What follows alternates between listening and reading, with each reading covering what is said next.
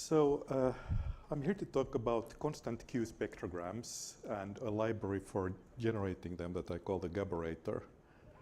And to start with the basics, what is a spectrogram? So the definition I like to use is that it's what you get when you run a signal through a filter bank and then you plot the amplitudes of each filter output over time as shades of gray or colors. And most of the spectrograms you see are not constant Q spectrograms, but constant bandwidth spectrograms, because they're popular because they're simple and easy and efficient to calculate using the FFT. These have filters that all have the same bandwidth in hertz and evenly spaced center frequencies, but they're not particularly good for music. So here's a typical one of a classical piano piece, and you can immediately see the problem that all the music is squashed together at the bottom of the spectrogram because musical scales are logarithmic in frequency, not linear. And you can try a quick fix to this by changing to a logarithmic frequency scale and just stretching the spectrogram according to that scale, and you end up with something like this. This is an improvement because the music is now much better centered, and the piano keys are now evenly spaced vertically.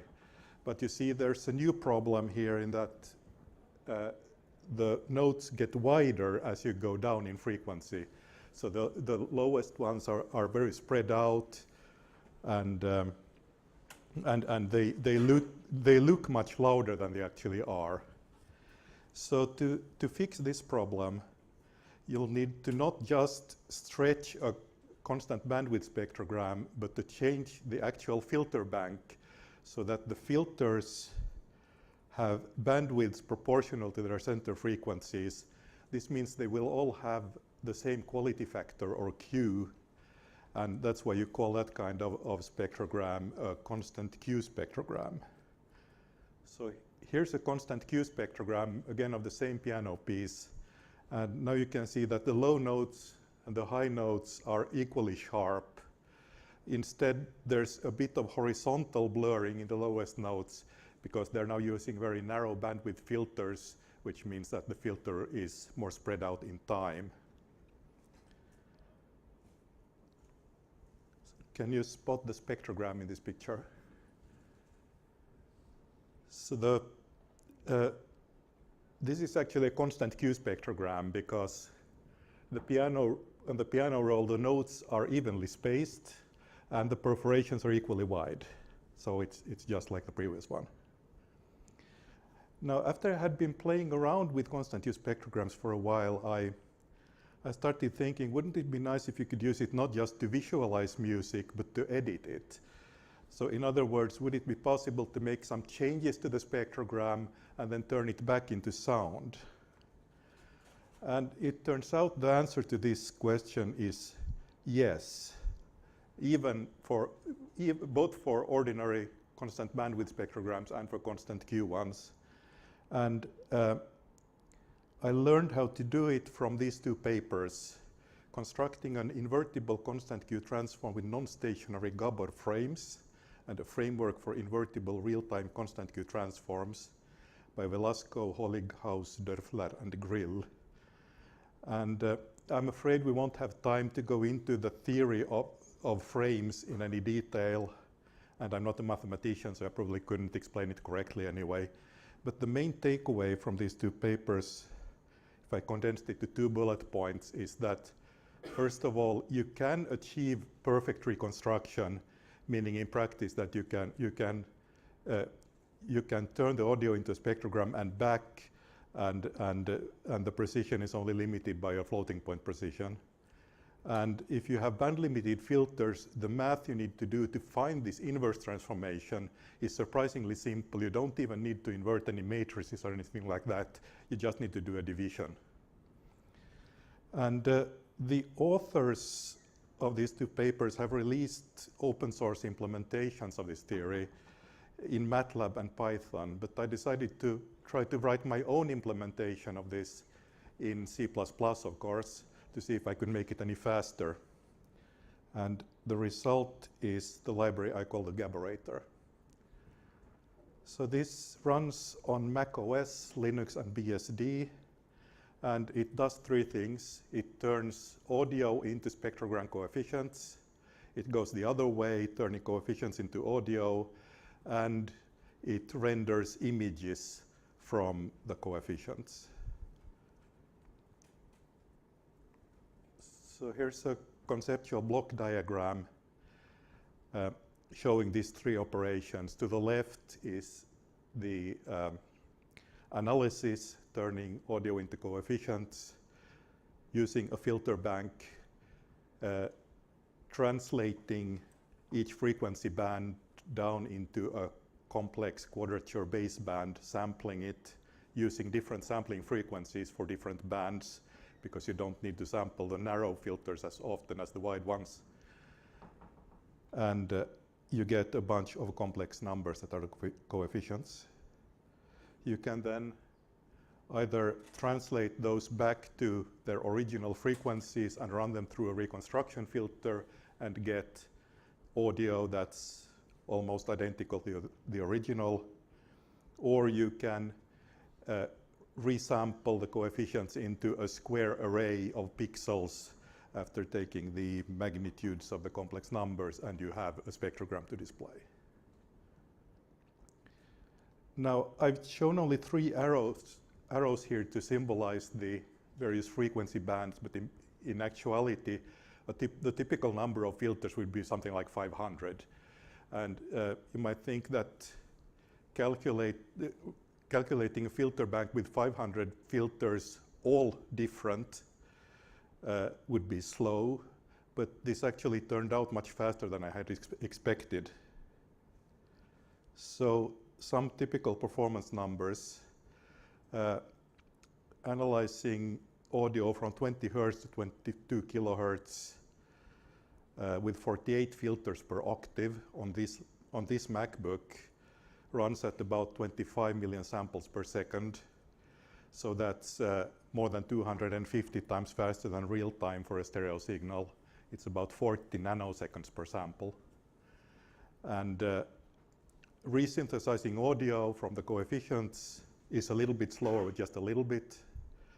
And rendering an image from the coefficients is also pretty fast. As for the accuracy, the signal-to-noise ratio for a test signal of white noise is typically something like 135 decibels on a root mean square basis, or the worst case, the worst sample in 10 minutes of signals is typically something like 119 decibels. You can make this more accurate at the expense of speed or vice versa. So how does it achieve this level of performance? So it uses all the tricks from the two papers and some additional ones. Gaussian filters are helpful for getting the precision because they are well localized in both time and frequency, and they have no side lobes that could cause aliasing in either the frequency or time domain.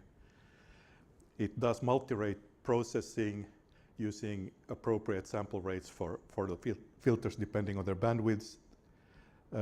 It has to do a lot of FFTs internally. These are all power of 2 sized because they tend to be more efficient. It's using SSC instructions, and it's using both CPU cores on the laptop. So what do the coefficients mean? So each coefficient is a complex number representing the phase and amplitude of the signal at a particular frequency and point in time. And these frequencies and points in time are arranged in an almost rectangular grid, only it gets more sparse at the low frequencies. And this shows the times and frequencies you get if you're analyzing with 12 filters per octave, that you can align exactly with the semitones on the even temper scale. So this shows you the number of coefficients you get for the first 6 milliseconds of your musical piece and the top 3 octaves. the full set for a typical piece is of course much larger. So what you have is a large two-dimensional multi-resolution data set. And I wanted to have a way of navigating this data set, not just by generating static spectrogram images from it, but zoom, for example, pan through time through a musical piece and zoom in frequency on an individual note. And I found this difficult to implement until I realized that this problem has already been solved by online maps like Google Maps, for example. So I found an open source library called Leaflet that's used for making online maps similar to Google Maps. And it takes care of all the details of panning and zooming, dividing the map into tiled images at different resolutions, keeping track of all those. So I basically just replaced the longitudes by time and the latitudes by the logarithm of frequency, and I had a tool for navigating spectrograms instead of maps. Now, Leaflet is just the client side of a map application. So you also need a server that generates the image tiles. So I wrote one of those too, also in C++, of course. And this shows the full software stack. We have the client on the left using the Leaflet library. And whenever Leaflet wants to display an image tile at a particular position and zoom level, it makes an HTTP request to the server, which loads the audio from, loads just the necessary part of audio from disk. Spectrum analyzes it using the Gaborator library, renders an image tile, JPEG, compresses it, and sends it back to the web browser. It can also serve audio over HTTP, and there's a little bit of spectrogram editing functionality in there, but just a little bit. I haven't had time to write much of that yet, but maybe some of you will. So since this user interface is web-based and this presentation is also web-based, I have embedded the live user interface in the next slide,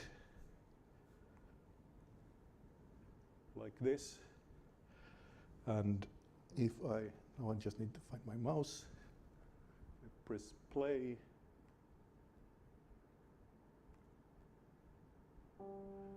It's still the same piano piece.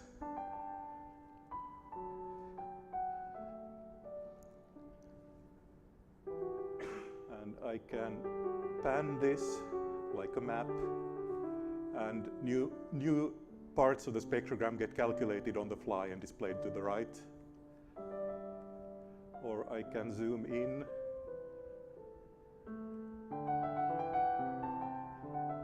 And if this isn't a high enough frequency resolution, this is 48 filters per octave.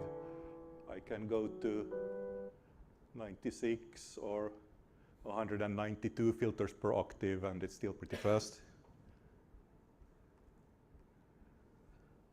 Okay, and here's another example.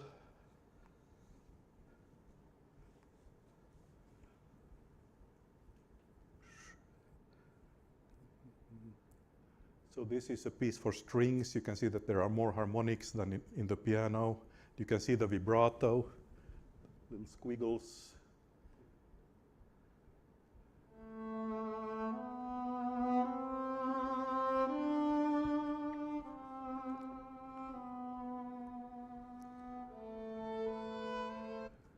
So if I zoom in on, I can zoom in on one of the harmonics here. Take that one. Oops. Zoom. So you can see the vibrato quite clearly in this.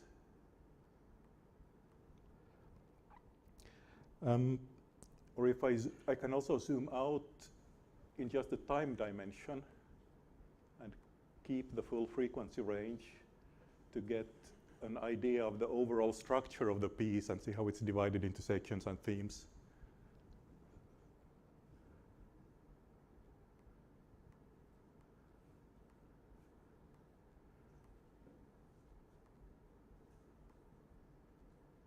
Okay, so back to the beginning. So now for the spectral editing part. So one thing I can do is to select a rectangular region of the time frequency space.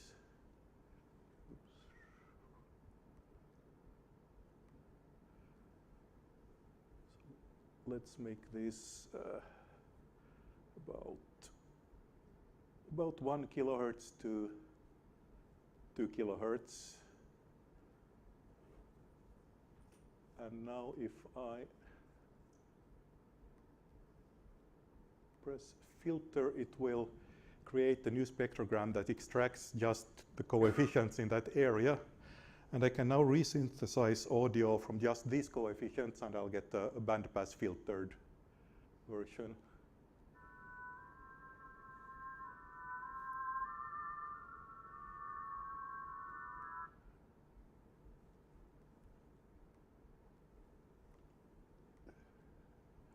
Or if I change the rectangle so that it selects the entire audio range.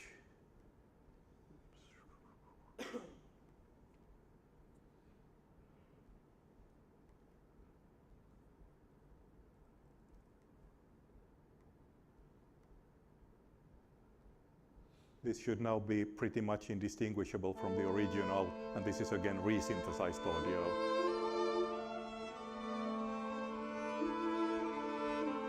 Or I can do time stretching of the coefficients. Let's stretch this to 3 times the original.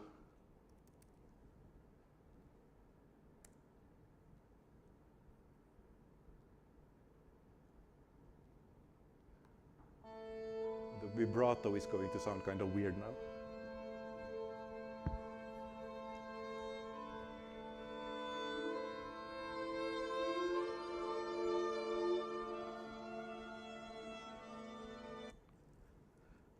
Okay, so that's for the editing. Now, questions afterwards, please. So the examples so far have just been mono or stereo signals. If you have a multitrack recording, you can assign a different color to each channel, and you'll get something like this.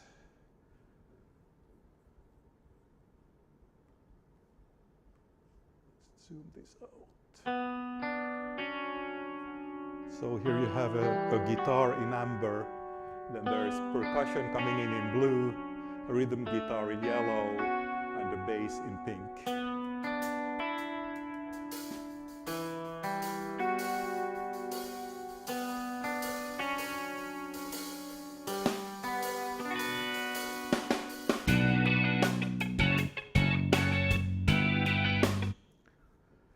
Okay, so that's it for the demos. So finally, a few words about the current status of this project. So there's now a demo online at Gaborator.com, which has these same example pieces that you can play with, zoom and pan and play. There's no editing yet in the online version.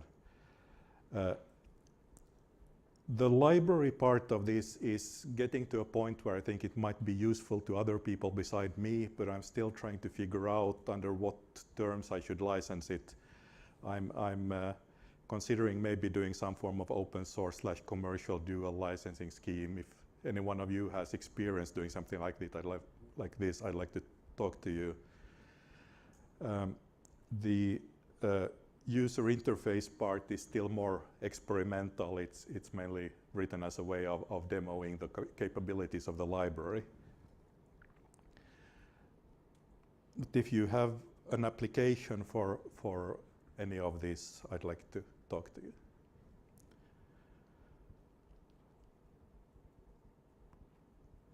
I'd like to give credit for the music used in the presentation. And now would be a good time for questions.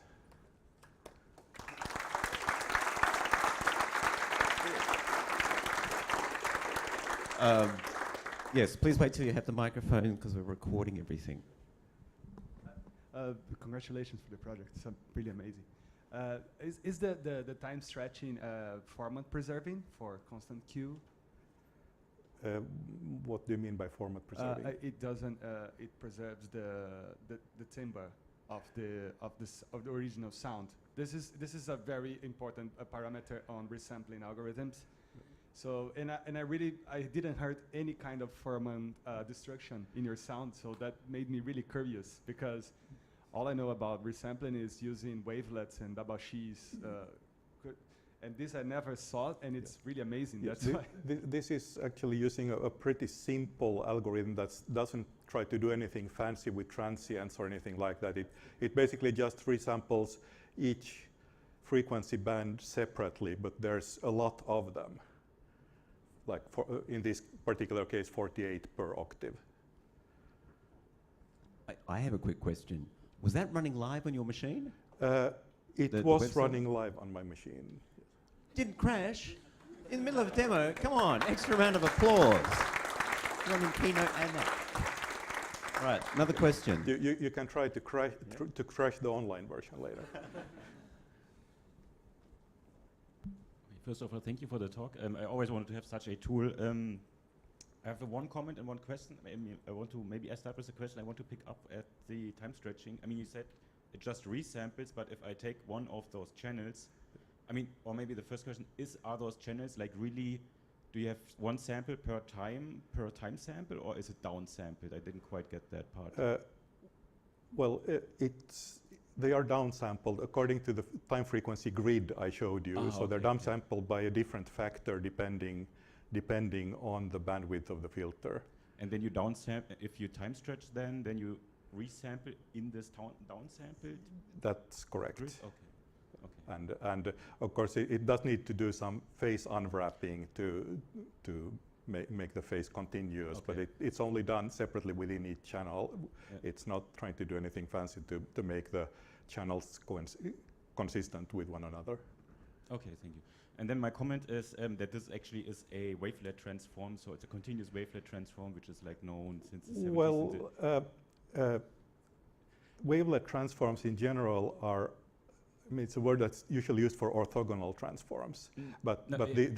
These being frames are not orthogonal. They're not even, the filters are not even linearly independent. It's an overcomplete, actually massively overcomplete representation. It's a continuous wavelet transform, sorry, I forgot that word. So the continuous, it's exactly what a continuous wavelet transform is, which was the original one, and later it was discovered that they can be orthogonal and then they can be downsampled. So, but because I was playing around with a lot of this stuff in the past, I always went to such a tool, so yeah.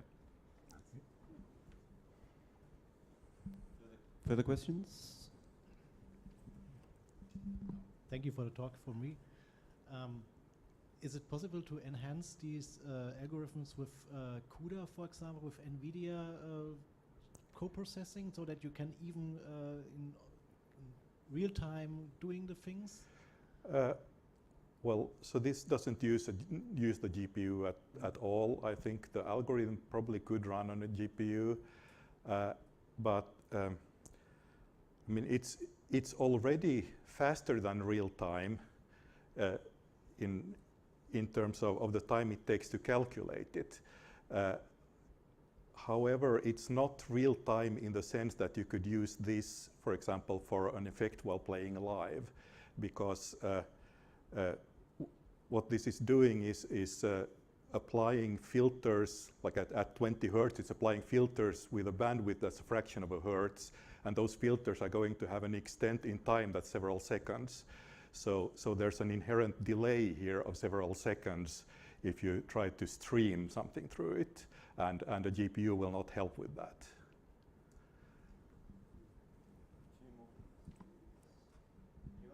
Anyone got another question? So that brings up an interesting point I want to raise about real-time application. If you were going to use this in a real-time performance application, it would still work right if you chose the resolution to be similar to that you'd use in a... I think what you need to do most of all is to not try to process the bass. As long as you're only changing higher frequencies, you can just pass the bass through unchanged or remove it. But not as long as you're not making changes to it, you can reduce the latency. Thank you. Time for one more.